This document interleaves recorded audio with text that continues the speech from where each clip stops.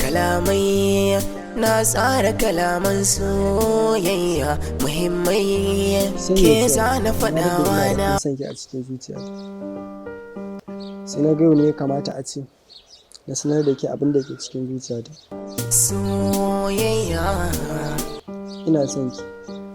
Ka yi haƙuri, ka makara, saboda a halin yanzu aure na za a yi. Sannan kuma, ni ma ina son ka, kawai na rasa ta wace hanya zan bi na sanar da kai. Na makara. Wannan wace irin kalma ce mara daɗin sauraro. Su da Allah ki daina min wasa. Ba wasa nake ma ba, gaskiya nake faɗa ma. Sai dai mu yi haƙuri.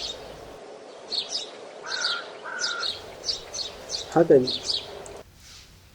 Dukkan abin da ya faru a kanmu, Ubangiji ya riga ya tsara da cewa zai faru a kanmu. Zan ɗauki wannan matsayin ƙaddara ta.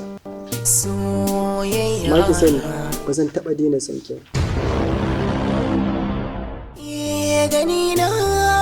Ina miki fata alkhairi. da ke mun dace kalarki